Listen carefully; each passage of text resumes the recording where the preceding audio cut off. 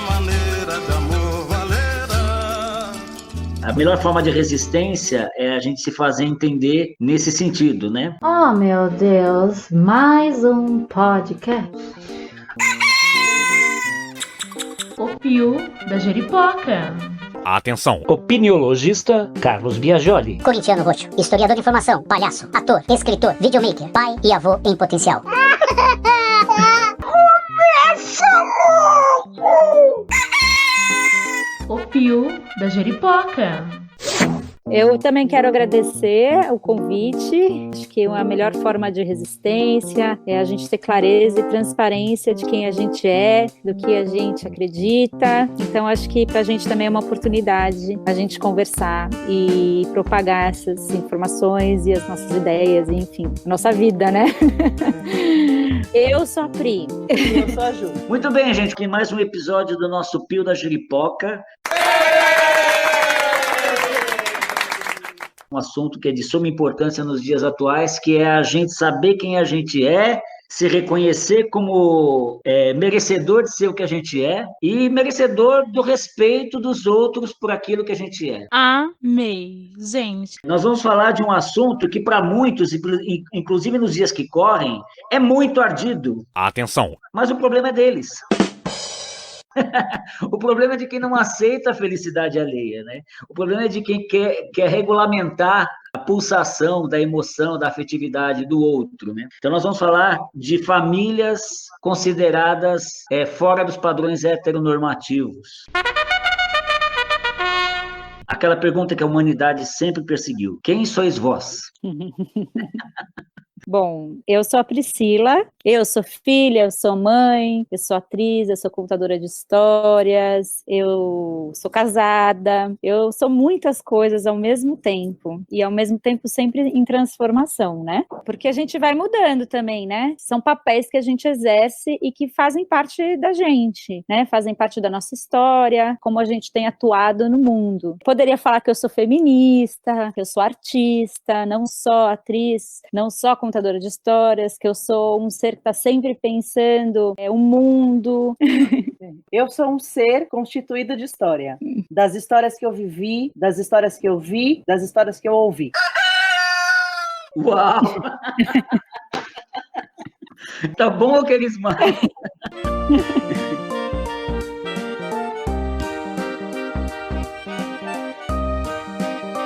Nós estamos vivendo um momento em que a figura de Jair Messias Bolsonaro, na verdade, é muito mais do que esse cidadão. E nós estamos vivendo um projeto, né? A sensação que eu tenho é que se essas pessoas caírem, o projeto não se abala nesse momento. Por quê? Porque a humanidade está expondo essa ferida aberta. No podcast passado, eu encerrei lembrando que em 1979, na anistia, o que houve ali foi um grande acordão, né? Os militares falaram assim: ok, vocês querem anistia, então vocês também dão pra gente. Eu não encho mais o saco de vocês, eles não enchem mais o meu saco, e fica tudo o dito pelo não dito e viva o Benedito. Aí é feio. A serpente, na verdade, foi enterrada viva, e agora ela está de volta.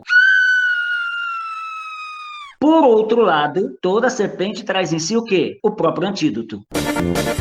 Justamente essas formas de resistência, por exemplo, nos movimentos organizados, nas bandeiras identitárias e nas formas de resistência cotidiana, porque faz parte da vida, é uma coisa natural. Mas nós estamos vendo um momento de forçar a barra para que juridicamente essa realidade seja também legitimada. Eu acho que antes de pensar em formar uma família, teve uma outra questão, que era uma questão de se aceitar como você é, né? Eu não tinha referências de lésbicas, de gays na minha formação. Então eu não sabia que isso era possível, né? Eu fui descobrir isso quando eu já tinha 16 anos. E aí eu já tinha vivido várias histórias de amor que não eram correspondidas, amores platônicos, e que quando eram realizados com homens, né? Pois o primeiro beijo era tipo... Mas é isso? Não gostei disso. Eu não entendia por que aquilo não me contemplava. E aí, quando eu fui fazer teatro, quando eu comecei a ter amigos e referências gays, aí eu fui entendendo que esse outro universo existia e que isso era possível. E aí, até eu me permitir beijar uma primeira menina, foi um processo longo, né? E de aceitação também, né? Porque no começo você acha que tudo é errado. Então, eu passei por esse processo de me ver com outras possibilidades no amor, né? E aí, eu comecei a entender o que eu buscava nesse sentido. Então, isso foi antes de ter uma família.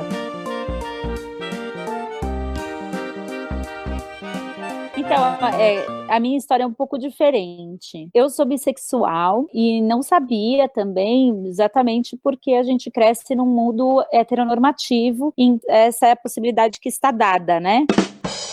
De 999 histórias para crianças em que existe uma família, as 999 histórias são de uma família heteronormativa. Todos os desenhos animados, todos os filmes, todas as histórias infantis, elas trazem esse modelo de família, né? E modelo também de afeto e formação, né? Familiar, de amor, os romances todos que a gente cresce escutando, né? Desde a nossa formação identitária, são modelos heteronormativos. Opa! É como que está dado, né? E a Juliana foi a primeira mulher com quem eu me relacionei.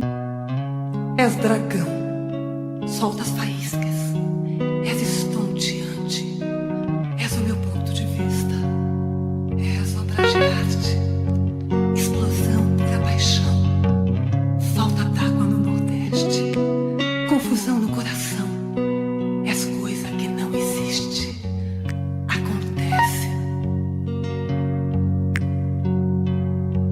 E para mim foi muito diferente, porque eu não planejei nada disso, tinha referências de outras pessoas que eu conhecia com relacionamento homossexual, eu sabia que isso podia acontecer, mas não foi uma coisa muito planejada, não. E aí as coisas foram acontecendo e eu também tive um processo de entender, né, nossa, mas como assim, né?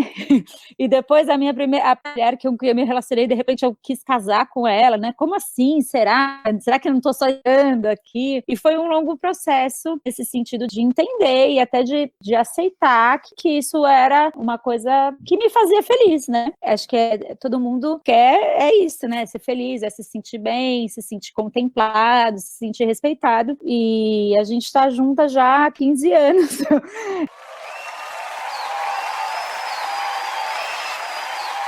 Esse relacionamento tem me contemplado como pessoa, como ser humano e me trazido muita felicidade. Que fofo! E a ideia de formar uma família, de ter crianças, é justamente porque nós sempre gostamos muito de crianças, nós fazíamos teatro, éramos professoras de criança, a Juliana mais, porque ela sempre se viu assim, quis ser mãe.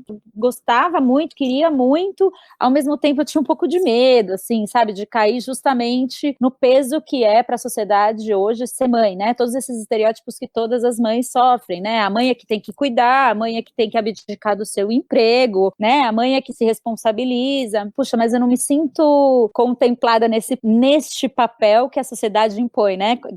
Da mãe, né? Mas eu queria muito ter filhos também, mas eu ficava meio assim. E a Juliana, como ela tinha muita certeza, ela sempre... E aí, o que você acha? E aí, de repente, me deu um negócio que eu falei... Sim, eu quero agora, vamos! E esse processo, que parece que foi, eu tô contando pra você em 2 minutos, demorou 7 anos.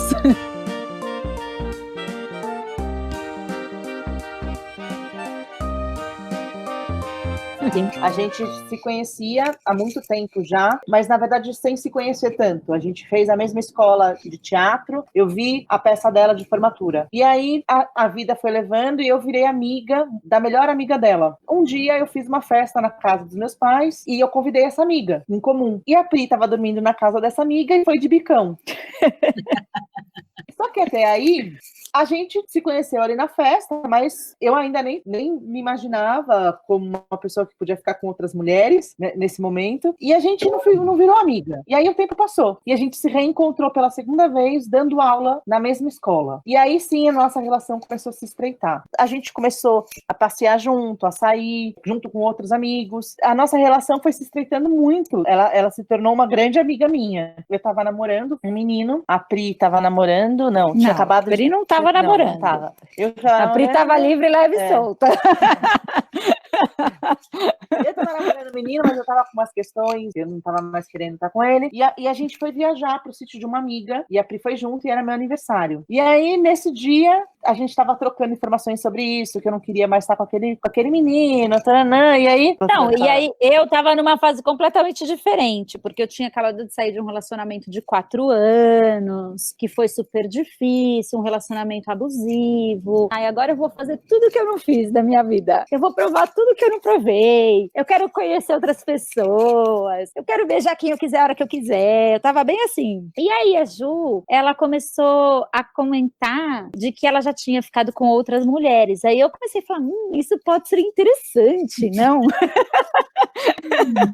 A gente estava num sítio e a gente foi pra praia, assim, na mesma viagem. E aí, quando a gente estava no carro, a Ju tava com esse namoradinho dela e eu tava atrás no carro e começou a tocar uma música meio romântica. E eu não percebi, de repente eu comecei a me imaginar ficando com ela. E eu falei, nossa, olha o que eu tô pensando, que maluco que eu tô pensando. E aí, como eu tava justamente nesse momento que eu falei, ai, agora eu vou fazer tudo que eu nunca fiz. Aí eu falei, pô, por que não, né? Começou a investir E comecei a investir nessa possibilidade. Vai que rola, né? Enfim, aí eu fiquei dando em cima dela muito tempo e ela não percebia, porque eu não sabia como dar em cima de uma mulher. Eu falei assim, nossa, com homem é muito fácil, a gente joga o cabelo pra lá, joga o cabelo pra pronto. A pessoa já entendeu. E eu falei, como que ela vai saber que eu tô interessada no assunto? E aí eu tentava, tipo, de todos os jeitos, pedia massagem, pensava, perguntava mais sobre o assunto, e nada, ela nada. Explicava sobre o assunto. Eu percebi que ela estava interessada, eu falei, quem sabe um dia a gente vai numa balada e aí eu te apresento umas amigas. E né? nessa hora eu pensava, agora ela entendeu que eu tô interessada. Que nada, ela nem passava pela cabeça dela. Não passava. E eu pensava, nossa, eu nunca tive uma amiga tão legal assim. E eu sonhava com ela, queria estar o tempo inteiro com ela. E falei, eu tenho que arranjar uma menina legal para ela. Ficava pensando, né? E nisso se passaram 3 meses. Até que um dia ela foi dormir na minha casa. E aí ela perguntou para mim assim, como que você faz para conhecer gente nova, né? E eu falei assim, eu entro na internet, eu vou numa sala de bate-papo, vem comigo. Aqueles bate-papos da UOL que tinha. Daí, conversando com uma menina lá do site, mandei uma florzinha pra menina. Daí a Pri falou assim, que bonitinho, ela te mandou uma flor. Eu falei, não, fui eu que enviei. Eu falei, que bonitinho, ela é romântica. Daí começa a ver, a gente se ligou e foi dormir. E a gente tava deitada, dormindo, de repente eu sinto alguém fazer um carinho assim em mim. Eu pensei, nossa, por que a Pri tá fazendo um carinho assim em mim, né? E aí eu fui sentindo outras coisas, que eu, até o momento eu não tinha dado espaço para sentir isso, né? E aí esse carinho, né, que ela tava fazendo, começou a me dar umas outras reações, eu comecei a tremer. E aí ela veio pra cima de mim pra me dar um beijo. E aí quando ela veio bem pertinho de mim, assim, que a gente olhou olho no olho, eu falei pra ela assim, tem certeza? Tem certeza? Não, deixa eu pensar. A hora que eu tomei coragem, a pessoa ainda para e dá uma pergunta se eu tenho certeza. Eu pensei, gente, eu não quero perder essa amizade, né? E às vezes isso pode fazer as pessoas se afastarem, né? Não, mas eu não fui tão racional assim. Eu não tava pensando na amizade, não tava pensando em nada. Eu tava pensando, vamos experimentar. Aí ela falou, tenho certeza. Aí a gente deu o primeiro beijo. E aí... Ouvindo,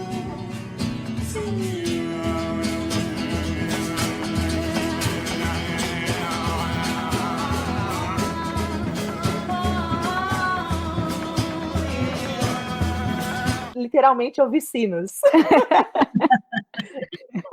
Eu senti uma coisa que eu nunca tinha sentido por ninguém, com esse beijo. E quando eu acabei de beijar, tinha um reino de essência aceso no quarto com uma velhinha. A gente acabou de dar aquele primeiro beijo, daí eu pensei assim, eu tô sonhando. Isso é um sonho. Daí eu pensei, já sei, eu vou assoprar a vela. Se a vela apagar, é verdade. Se a vela não apagar, eu tô sonhando. Ai, que bonitinha, ela é tímida.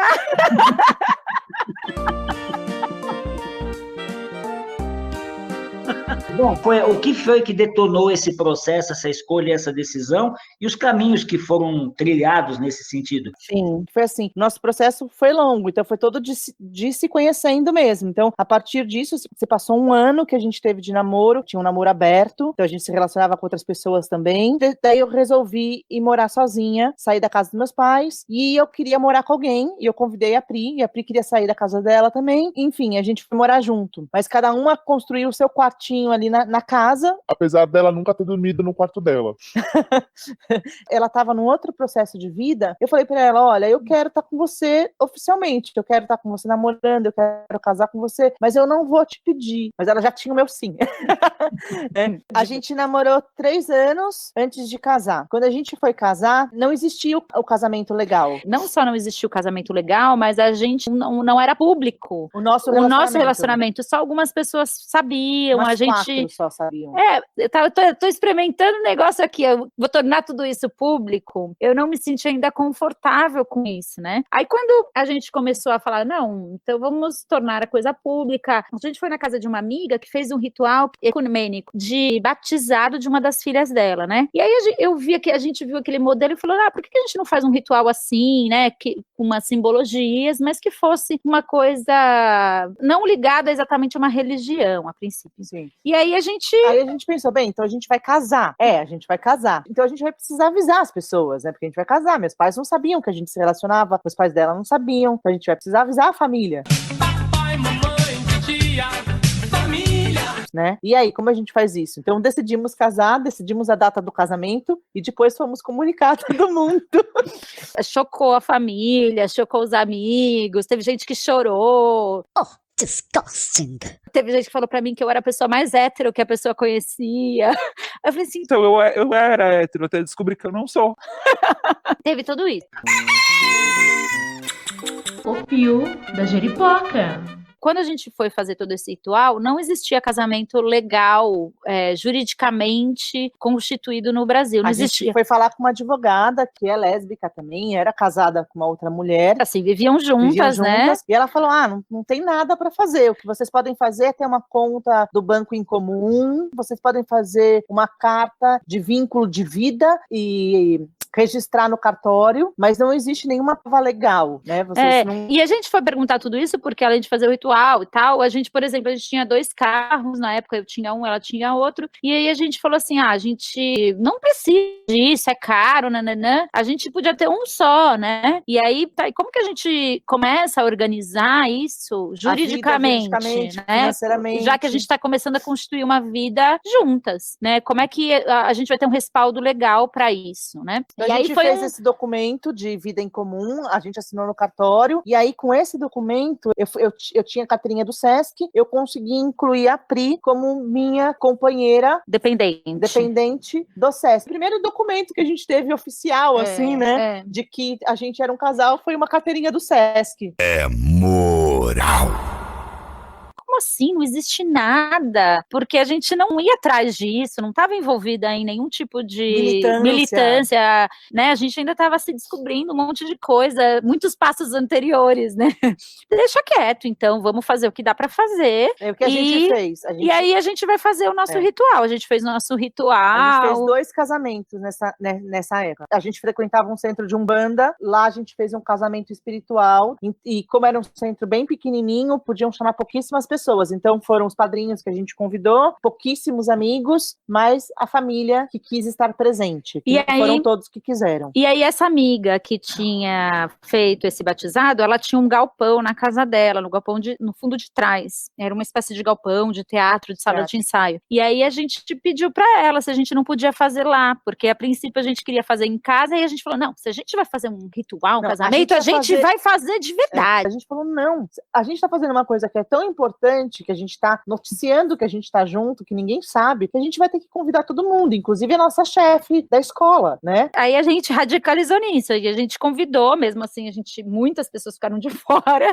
né? Mas foram umas 100 pessoas, e a gente fez essa festa que não tinha nenhum respaldo legal, porque não existia. O Piu da Jeripoca. A gente não tinha grana. Os meus pais falaram, a gente vai dar o buffet para vocês. Uma amiga falou, olha, meu marido é DJ, eu quero dar a luz e o som da festa. Um outro amigo nosso, que trabalhava com flores, falou, eu vou fazer todos os arranjos e os buquês. Uma outra amiga que era figurinista falou, eu faço os vestidos de noiva. Uma outra amiga que trabalha com danças circulares falou, eu quero fazer o ritual da cerimônia. E aí, quando a gente viu, a gente tinha uma festa completa. A gente foi muito amparada, assim, né, pelos os nossos amigos nesse sentido. Sim, tipo um casamento de antigamente, assim, que foram as amigas na nossa casa, a gente já morava junto, elas arrumaram a gente foi muito acolhida, foi muito bonita essa festa nesse sentido, sabe?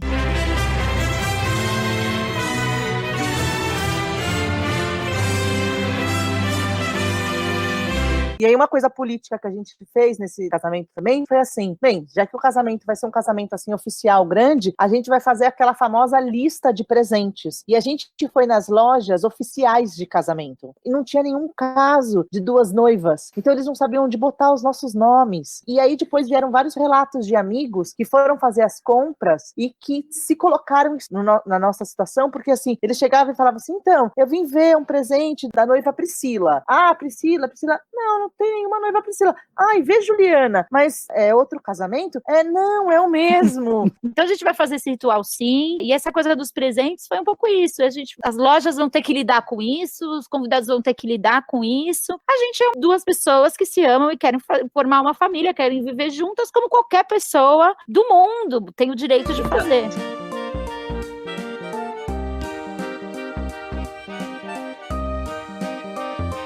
Tirando essa parte bonita, né, que foi todo esse amparo e toda essa resposta positiva, houve represálias a partir desse assumimento?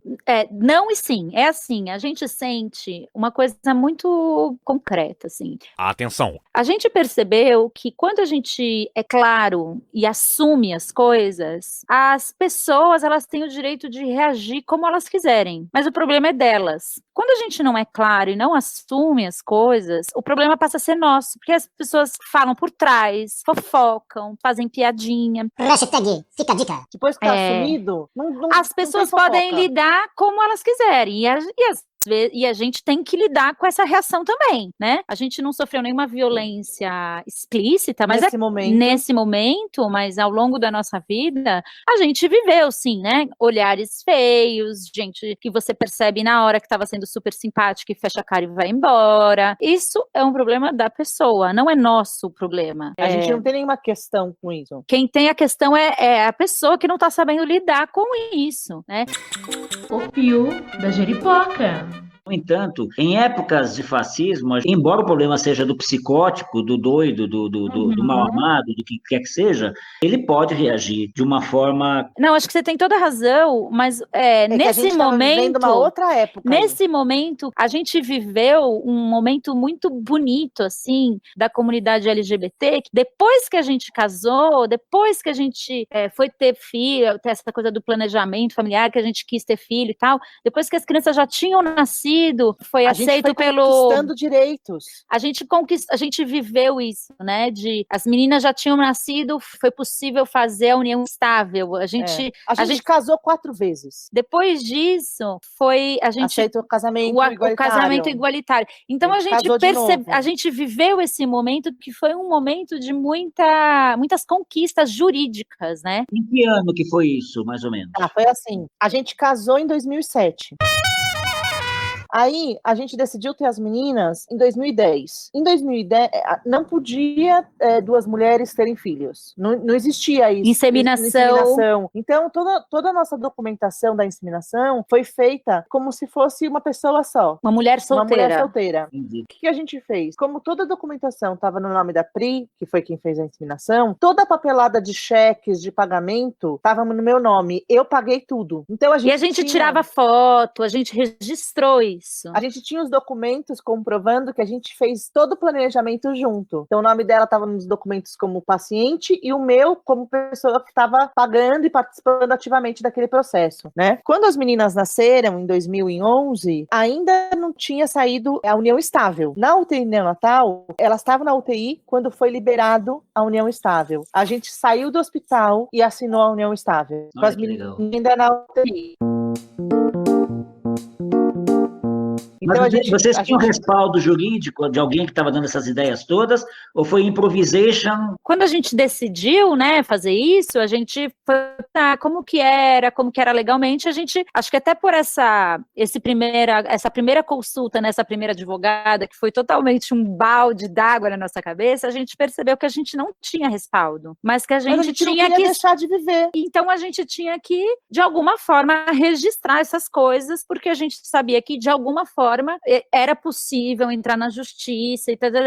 Quem sabe daqui a alguns anos a gente conseguisse. Então a gente foi juntando provas de que a nossa vida era incomum. E somos a favor do casamento civil entre pessoas do mesmo sexo.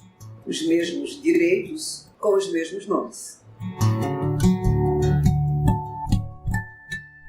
Por exemplo, o vídeo do nosso casamento fez parte dessa campanha. A gente tem uma amiga que praticamente registrou a nossa vida, né? Nosso casamento, o nascimento das crianças. Sempre que chamavam a gente para qualquer tipo de entrevista, tudo a gente sempre aceitava e dava entrevistas sobre a nossa vida. Porque a nossa história provou pra gente que quanto mais a gente falar e for claro e as pessoas conhecerem, menos preconceito elas têm. Porque o preconceito vem muito também da falta de referência, da falta de informação, dos medos. Então, assim, nossa, mas como é? Aí as pessoas começam a conversar e veem que é uma história normal, comum, que são pessoas comuns, que na verdade tudo é muito comum. Todos aqueles fantasmas um pouco vão caindo por água abaixo. Acho que a gente está falando de pessoas que não são fascistas. Sim. A gente não tinha ainda essa referência. Entendeu? E a gente não tinha vivido ainda esse momento histórico, que você tão bem falou aí, né, da figura do Jair Bolsonaro. Né? A gente topou com pessoas fascistas na nossa vida, e aí a gente foi, algumas pessoas a gente fugia, acho que aquela enfermeira, né? No nascimento das meninas, tinha um turno da manhã, por exemplo, que enquanto elas estavam na UTI, um dia uma enfermeira chegou para Juliana e falou que ela não deveria mais, ela não tinha nenhum direito, de visitar minhas filhas, porque ela não era ninguém, né? Mas, por exemplo, como a gente já tinha esse histórico aí, a minha entrada de internação, quem assinou não fui eu, foi a Juliana. Quem pagou o hospital não fui eu, foi a Juliana. A gente sempre fez isso a propósito, não foi nada assim ingênuo da nossa parte. Porque quando ela me questionou isso, que ela não era ninguém, eu falei assim, como é que ela pode assinar o meu termo de internação e agora ela não pode entrar aqui, né? Enfim, aí a gente foi questionar com a direção do hospital, aí a diretora foi lá e falou que não, que ela tinha assistido o parto, que tinha sido muito bonito, que era uma família diferente e que a Juliana tinha o direito de entrar sim, e a cara da enfermeira foi fazendo assim. Enfim, então a gente teve essas pessoas que a gente tinha encontrado, foram poucas, graças a Deus, né? A gente teve muita sorte. A gente teve muita sorte de ter sempre ao nosso lado pessoas que não eram fascistas. Elas podiam ser preconceituosas, mas elas estavam abertas a se rever. E isso era muito bonito de ver. Uma pessoa, às vezes, que tinha muito preconceito, mas que ia mudando. E toda essa relação com a família também, né? Por exemplo, a avó da Juliana, tinha 80 anos na época, falava assim, eu gosto da Priscila, mas eu prefiro ver vocês como amigas, né? E ao longo do tempo, ela foi mudando dia a vocês relação. acham um homem legal na vida de vocês. Né? A minha avó falava assim. E daí, quando as meninas já eram maiores, tudo, a minha avó falava assim, um dia ela falou assim, não, vocês não vão se separar nunca, porque eu não quero perder as minhas netas. O que importa é ser limpinho, é ter saúde, né? A gente ama de qualquer jeito, né? Aqueles papos que você percebe que a pessoa está num conflito dela ali, mas você também percebe que existe uma abertura, né? Para modificar, para aceitar, etc e tal, né? Porque, gente, eu vou falar uma coisa para vocês. Se tem um termo que eu não tolero, é o termo tolerância. Eu acho esse termo o ó do borogodó, sabe? Tolerância pressupõe que... Não pressupõe uma pacificação. Pressupõe o quê? Eu engulo algo porque ou sou forçado, ou, enfim, eu não aceito, eu não digiro, eu não me transformo. Eu apenas engulo aquilo e não falo nada sobre. Então, esse negócio de tolerância é uma coisa que, a meu ver, é muito perigosa e rima muito com as raízes do fascismo, inclusive. Quem foi que definiu o certo, o errado, o careto, o descolado, a beleza e o horror? Quem foi que definiu o preto e o branco, o que é mal, o que é santo, o ódio e o amor? Como é que foi, então, a partir daí, essa história com as meninas e a constituição da família propriamente dita? A gente tinha acabado de fazer a união estável, e aí a gente não tinha registrado ela ainda. Depois de alguns dias, que a Pri já estava em casa, e aí a gente foi no cartório tentar já fazer o registro com o nome de nós duas como mães. Não, primeiro eu fui investigar. Aí percebi que não era possível fazer. Bom, cheguei em casa e falei, Ju, não vai dar para fazer no nosso nome, no nome de duas mães. É impossível. Pra gente conseguir isso, a gente vai ter que entrar na justiça. A gente falou, a gente não pode ficar sem elas terem um registro, porque se elas precisam da entrada num hospital, em alguma coisa, elas precisam de um registro. Então a gente vai precisar resolver essa situação agora, imediata, e depois a gente vê a questão de colocar o meu nome na certidão de nascimento delas. Eu falei, Pri, então coloca o nome delas com o meu sobrenome. Aí a gente começou a bolar um plano de como fazer para colocar o sobrenome da Juliana. O sobrenome da Juliana é Offenbecker. E por casualidade, a família por parte de pai dela e a minha por parte de pai, as duas têm origem alemã. Então meu sobrenome é Harder, o dela é Offenbecker. Aí eu fiquei pensando, como que a gente vai fazer isso? Eu falei, já sei, eu vou falar que é segundo nome. Primeiro eu bolei uma história que eu falei assim, já sei, eu vou falar que é o sobrenome da minha avó. Depois eu vou falar que é segundo nome. E eu fiquei com as meninas em casa e a Pri foi sozinha. Como eu vou falar que quero meter um Offenbecker aí que não tem lá, não tinha no meu nome Harder e não tinha o nome dela. Aí eu falei, não, eu vou falar que era o nome tô solteira da minha avó. Aí eu comecei a falar, já sei. Se a pessoa for muito religiosa, ela não vai se negar se for uma coisa assim muito de Deus. Eu pensei. Aí cheguei lá e falei assim, oi, não sei o que lá. Fui bem simpaticona com a moça. Falei, então, eu queria colocar no nome das meninas o sobrenome da minha avó, no registro delas, que é Offenbecker. Ficar não sei o que lá, Offenbecker Harder. Falou assim, mas não pode, porque é tão bonito. O significado de Offenbecker é luz divina em alemão. Acontece que o meu pai, ele tem um nome brasileiro e um nome alemão. Ele tem 2 nomes e o sobrenome. E ninguém nunca soube que esse nome era um nome, na verdade, porque parece um sobrenome pra gente que é brasileiro. O nome dele é Mário Helmut. E Helmut é um nome alemão. E aí eu joguei essa, eu falei assim, puxa, então não dá pra colocar como segundo nome? Porque olha aí, meu pai chama Mário Helmut Harder. Então não pode colocar como segundo nome? Aí a moça aceitou. E ela falou que o Offenbecker era luz divina e a mulher achou tão bonito e na verdade Offenbecker significa padeiro em alemão.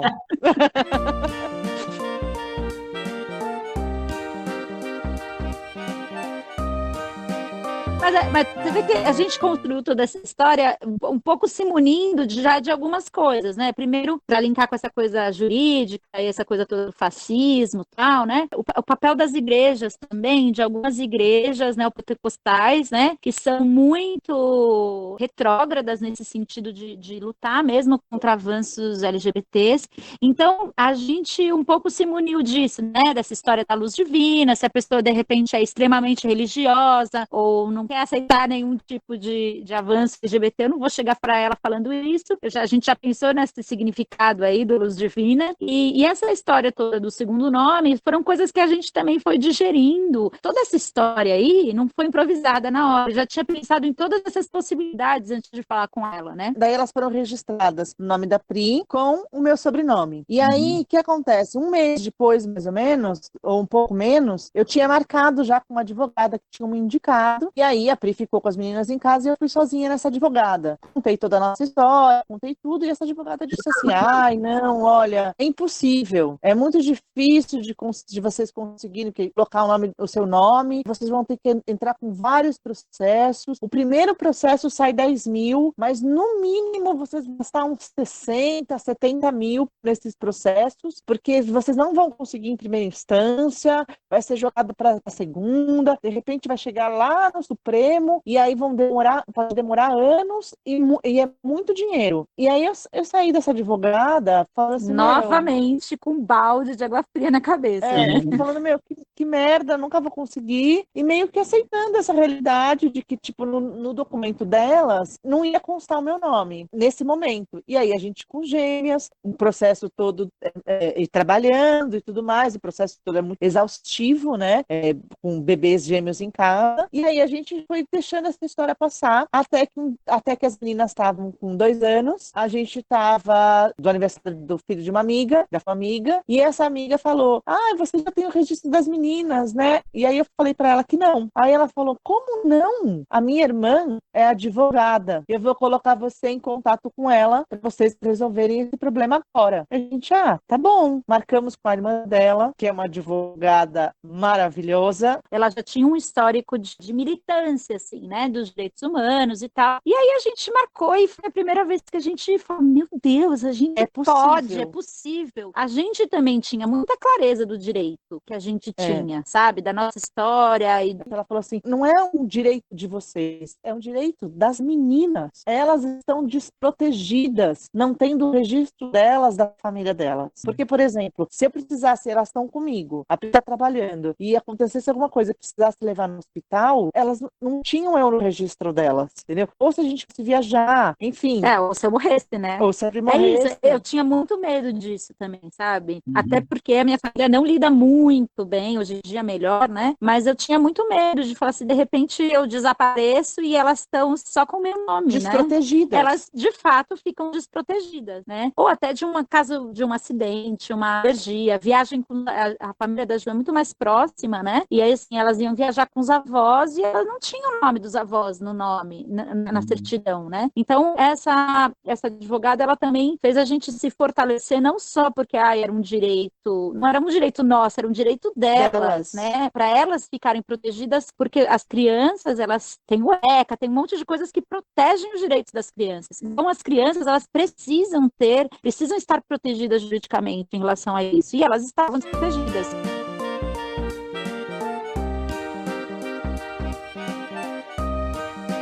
E aí foi esse processo, que foi um encontro maravilhoso. A gente tem encontrado a Renata Feldman, que fez, assim, num valor o mais acessível que ela poderia fazer, que esteve do nosso lado para qualquer dúvida. Ela foi acessível em todos os sentidos, e ela foi uma pessoa, assim, maravilhosa. Daquela que quando a gente estava perdendo, parecia que a gente estava perdendo a batalha, ela estava junto, chorando e lutando, e quando a gente estava vencendo a batalha, ela estava junto, festejando, né?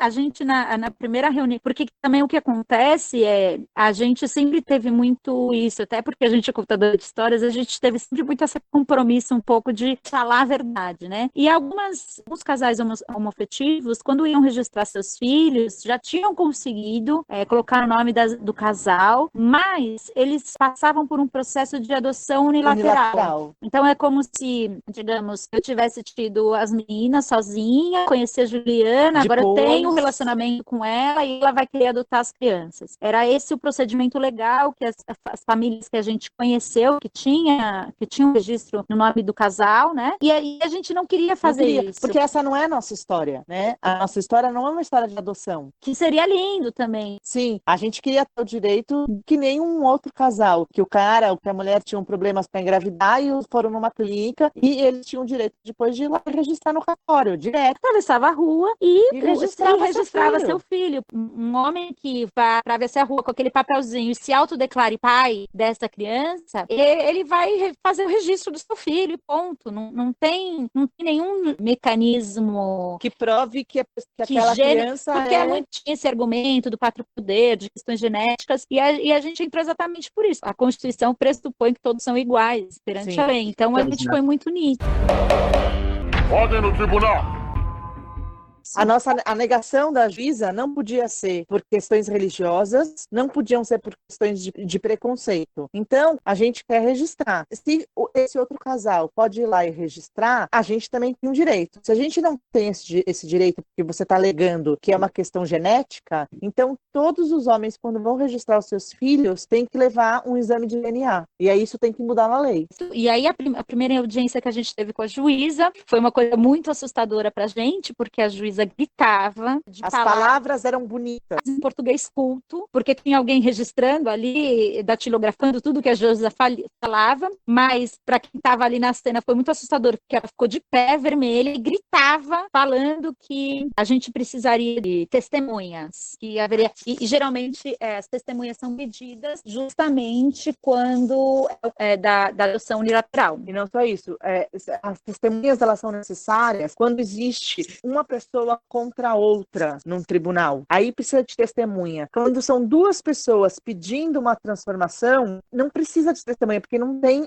um contraponto. A gente está lá pedindo uma mudança na legislação. Aí a gente levou todos os documentos, né? Todos esses que a gente tinha juntado, né? Desde do dia da fertilização, fotos do nosso casamento, todos os comprovantes a gente tinha guardado. Isso a gente deve a Juliana, que é muito organizada.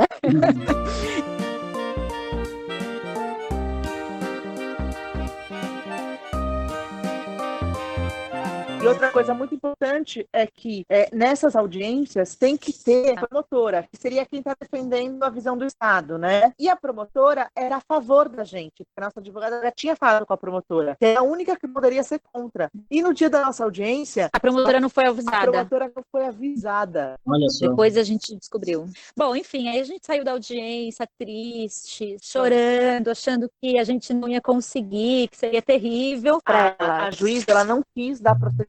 Ela falou assim, bem, vocês não trouxeram nenhuma testemunha, então se vocês quiserem que eu dê um veredito, falava isso para nossa advogada, né? Gritando. Se você quiser que eu dê um veredito agora, eu dou. Você quer que eu dê? Ou você quer um tempo para você trazer testemunhas? E aí a nossa advogada baixou a bola, falou, não, eu trago as testemunhas, né? E ela marcou uma nova audiência pro Dia dos Namorados. E aí a gente foi atrás de quem seriam essas testemunhas. A gente tentou diversificar ao máximo. Então, tinha uma senhora de 80 anos, que é minha mãe de santo, mas ela também é professora de piano. Ela tem uma cara assim de super uma senhora professora de piano. Estereótipo de uma... Aí a gente foi atrás de uma amiga que era bancária, que trabalhava dentro de banco, um amigo que é artista, o meu pai. Então, tipo, tinha homem, tinha mulher, tinha de diferentes idades. Um número de testemunhas máximo que era 8, então a gente foi levar 8. Aí a nossa advogada também pediu para uma outra advogada, que é mais velha, porque, enfim, tinha isso também, né, que sobre a idade. Era um caso até então inexistente, ninguém no estado de São Paulo, não existia nenhum casal até então que tinha conseguido entrar por adoção, porque o nosso pedido era de dupla maternidade, o reconhecimento da dupla maternidade. Sim. E isso não existia. Então, existiam outros casos, mas não. Então, seria, digamos, uma coisa inédita. Então, tinha isso também, sabe, dos jogos de poder. Então, a nossa advogada chamou uma advogada mais velha também, para estar junto como assistente. Ela se certificou de ela mesma avisar a promotora do dia, horário. A promotora ficou puta de não ter sido avisada antes. Ela estava possessa. Na segunda audiência, que foi essa, a gente ganhou. E foi muito emocionante. E foi essa segunda audiência que vocês ganharam foi no dia 12 de junho? Foi no dia dos namorados. Olha que simbólico. Foi muito simbólico. E foi ridículo, porque assim, a juíza, ela chamou só 2 testemunhas das 8 que a gente tinha levado, e ela fez 2 perguntas para cada uma, que eram iguais, para as 2 testemunhas. Ela chamou essa senhora, que entrou, né? E essa senhora, ela foi ótima na resposta dela. Porque uma pergunta você conhece a Juliana desde quando? Daí ela disse, ela me conhecia desde que eu era jovem, desde que eu tinha 17 anos. Daí a segunda pergunta era, você vê... E a Juliana age como mãe? Daí essa senhora respondeu, a Juliana é a mãe. Ela é mãe. Então foi lindo, assim, sabe? E uma senhora respondendo isso pra juíza. Muito mais velha, né? Muito mais velha que a juíza. Respondendo isso, foi assim, um tapa com luva de pelica, sabe? Essa juíza foi fazer companhia pra enfermeira lá na cadeirinha do pensamento, então, né? Cada um é dono da sua história. Quantos gigas de memória se separa pra sua dor, hein? Haja, sinta, ame do seu jeito, tem orgulho no seu peito, se orgulhe do amor, meu bem. Então, mas olha só que interessante que é, né? Porque, assim, como foi uma decisão, digamos, inovadora, ela deu entrevistas sobre essa decisão. Ela saiu em sites, em revistas jurídicas, essa decisão saiu. E ela foi entrevistada, né? E aí é muito engraçado que, se você lê a entrevista dela, parece que ela foi uma juíza super... Ela capitalizou para ela, né? Isso. Ninguém imagina, só a gente que estava lá, sabe como foi uma pressão psicológica, a forma como ela tratou a gente na primeira audiência. Nós estamos falando de 2 mulheres, né? A enfermeira e agora essa juíza. São mulheres, né? Que se pressuporia terem mais condições de entender, né? Então a gente percebe que a questão é estrutural mesmo, transversal, não tem jeito. Essa vontade de sabotar a história alheia. Momento do anunciante? Pois é, não tem anunciante, amado. Toda essa história de vocês desembocou o quê? Na constituição de uma família. Como que as meninas estão refletindo essa história toda? Quer contar para elas? Elas estão aí? Elas estão aqui, estão ouvindo a entrevista. Vocês autorizam, então, elas participarem? Sim. Luna e Maia. Elas têm 9 anos, são gêmeas. Meninas, como que é para vocês serem filhas dessas mães maravilhosas aí, com essa história tão bonita, tão diferente, tão nova? A Maia vai falar, fala que você é a Maia. É muito legal. E você, Luna, o que você acha? Legal e ao mesmo tempo diferente. Diferente como? Estilo bom, diferente bom. Ah, um diferente bom, né? Vocês gostam da história das mamães? Sim. Vocês conseguem entender toda essa luta que elas passaram para poder chegar a ter essa família maravilhosa que vocês são hoje? Muito. Sim, também consigo. E como que é a vida com as amigas de vocês, com os amigos de vocês? Todo mundo gosta dessa história? Não todo mundo. Não todo mundo, né? Mas alguns gostam. E quem não gosta, como é que vocês fazem com quem não gosta? Quase todas as pessoas que não gostam, elas não dizem. Ah, é verdade. Isso é uma tristeza, né? Uhum, sim. E como é que vocês fazem quando a pessoa diz que não gosta? Já aconteceu isso com vocês? Não. Fala, nunca aconteceu. Nunca aconteceu. Ah, que bom, né? Que bom, Eu acho que já aconteceu, mas eu não lembro. É muito confusa essa pergunta. A gente vive um pouco num ambiente muito amoroso, né? E aí, essa pergunta de como faz quando alguém não gosta dessa atitude, é isso. Eu acho que talvez elas também, como a gente, talvez elas tenham sentido também muito acolhimento e poucos momentos em que muitas pessoas estranham e elas explicam, né? Isso é bem comum vocês explicarem. E aí, quando acontece isso, geralmente o que a gente percebe é que elas explicam. O que acontece assim? Geralmente, quando elas falam, mas a gente tem 2 mães. A criança fala, não, mas não pode ter 2 mães. Elas falam, pode sim, eu tenho. E explicam a história delas. E as crianças, elas escutam, né? Elas escutam. Aí, às vezes, acontece de alguém falar, não pode, meu pai falou que não pode, ou de ter alguma coisa, não é? Não, Nunca aconteceu. Nunca aconteceu? Não aconteceu. Só que aconteceu um dia que eu não lembro. Coisa linda.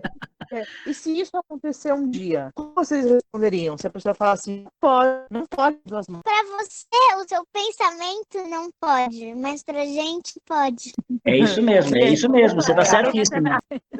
A nossa história toda nunca é escondida. A gente sempre conta pra elas tudo como as coisas são de verdade, né? Como a nossa família é constituída, como a gente se juntou, como a gente se uniu, como a gente desejou elas, como a nossa família foi construída. O nosso ninho está preparado, né? O acolhimento, ele existe. A nossa verdade existe aqui. Então, assim como podem encontrar pessoas, talvez, na vida que falem alguma coisa, sei lá, de uma usar óculos e a outra não, do peso, elas podem encontrar outras dificuldades na vida também, entendeu? Isso foi uma coisa que, lembra que eu falei que até a gente decidir ter filho demorou 7 anos? Foi uma coisa que a gente pensou muito e amadureceu muito também, né? Como educar elas nesse sentido, né? Porque a gente sabia que existem outras famílias homoafetivas, mas a gente sabe que é a minoria, né? É a minoria, embora existam, né? Como lidar com preconceito, né? E aí a gente se aproximou de várias famílias homoafetivas. Elas têm amigos que também têm 2 mães, né? Ou 2 pais. E isso também porque a gente acha muito interessante e até porque acho que também da nossa formação e da nossa história. Lembra que eu falei lá atrás que a gente era professora de teatro, né? Trabalhava com crianças, sempre gostou muito de criança. E nós somos contadoras de histórias. Então, toda essa história foi muito trabalhada também dentro da gente, sabe? Então, por exemplo... A gente tem muita certeza da nossa história. Buscar referências, né? Como eu falei lá atrás. Todos os desenhos e filmes era uma coisa que me incomodava. A gente já buscou, foi atrás de buscar literatura também para as crianças que tivessem outros modelos de referência, né? Livros que, de alguma forma, tratam de formações de famílias diferentes, ou de aceitação, ou das diferenças. Foi sempre um assunto e um tema da nossa vida e da nossa família, né? Porque a gente sempre abordou isso de diversas formas, assim, não só com as famílias diferentes, mas com as diferenças que cada um tem, né? Na E aí vida, a gente entra tons de pele, sobre racismo, sobre as múltiplas diferenças que, por exemplo, a primeira que questão, são inerentes do ser humano. a primeira questão que elas tiveram, por exemplo, quando elas estavam lá no maternal, foi que, de repente, na escola tinha uma criança que estava sofrendo porque ela era gordinha, né? E aí é muito engraçado isso, porque a gente pensava que, né, o grande medo de todo mundo, a preocupação é, nossa, como que as crianças vão agir, né? A gente sempre vai lidando caso a caso, mas é isso, as crianças, elas reproduzem modelos de exclusão, modelos de preconceito que elas trazem de seus lares, né? E aí é isso, as crianças podem sofrer um monte de violências que estão relacionadas aos modelos que são os modelos heteronormativos, são os modelos patriarcais, de corpo, tudo isso, não apenas a formação familiar diferente. Então, acho que tudo isso está muito presente no nosso discurso, porque são coisas que a gente acredita e isso transparece nos valores com os quais a gente quer passar para elas, né?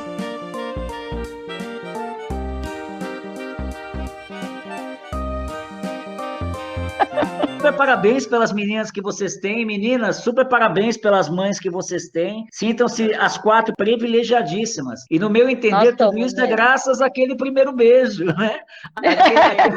Aquele sim, né, que vocês se deram, né? Principalmente a Pri, né? Porque pelo que eu entendi, se fosse depender da Ju, ia demorar mais um século para ela perceber, né? As cantadas, etc.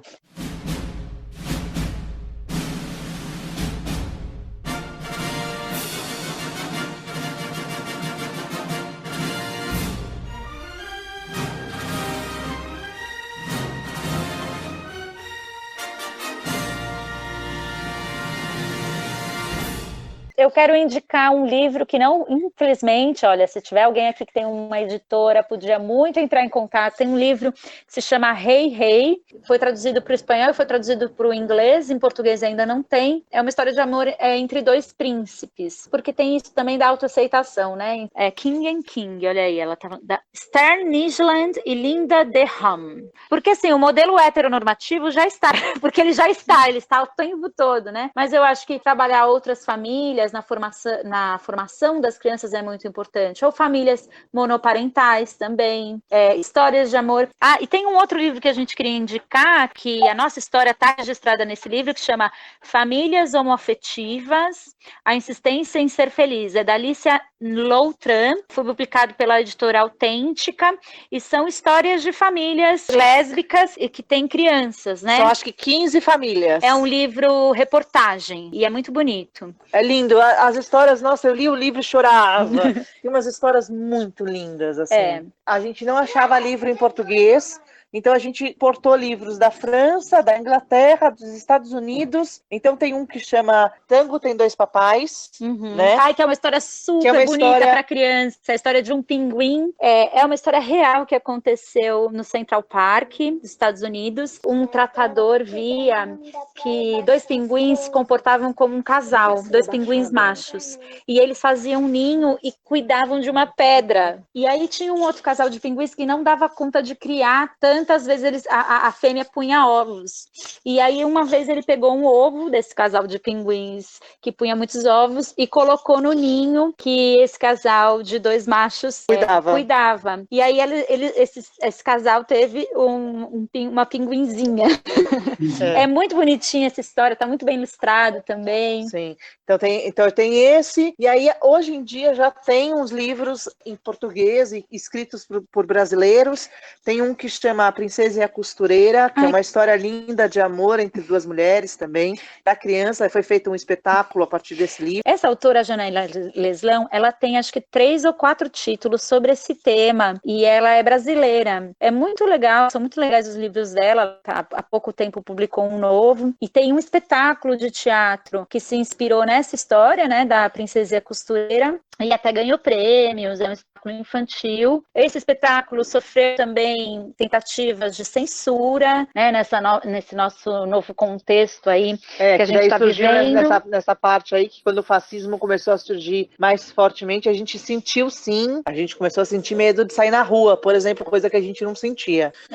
Quero lembrar que na Netflix tem um stand-up chamado Nanette. Ele é da comediante australiana Hannah Gadsby. Ela reinventa o stand-up, né? Ela mistura piadas com revelações pessoais sobre gênero, sexualidade, problemas da infância e muito arraigada na causa LGBT. Ela usa o humor para desconstruir o humor que se faz em cima dessa esfera humana. Essa é a minha primeira indicação. E além disso, eu indico a doutora Renata Feldman. Com certeza. A doutora Renata Feldman, ela acompanhou outros casais depois, porque a gente abriu um precedente na legislação. Então, a partir do nosso caso, outros casais de mulheres conseguiam chegar nos cartórios e registrar os seus filhos. É assim, né? O direito ganho nunca tá ganho completamente, né? Os de nossos direitos, a gente tem sempre que estar lutando por eles. Então, assim, nessa novo contexto político, houve muitos casos também, né, de tentativas de retroceder. Eu falo porque já faz um tempo que isso tudo aconteceu, eu não sei até hoje em dia, não estou tão informada para saber se Não, como que está esse ainda caso. Não retrocedeu isso daí. Em alguns cartórios, por exemplo, eu ouvi relatos de dificuldades. Eu acho que a pessoa que for atrás disso, que estiver ouvindo e quiser saber mais, eu acho que vale a pena ela investigar um pouco melhor, porque já faz um tempo, né? A gente foi muito atrás nesse momento, a gente sabe que abriu precedente, mas a gente também não acompanhou o que aconteceu a partir de então, dentro desse novo contexto político, né? Nossa, muito agradecido, assim, a predisposição em abrir a história de vocês, confiar no meu trabalho. Carlos, foi muito gostoso também conversar, muito obrigada pela oportunidade. E como eu sempre falo, Saravá, Axé, Shalom, Salam Aleikum, Namastê, Shanti, Evoé, Optia, Allah Akbar, saudações corintianas, #fui. O Pio da Jeripoca.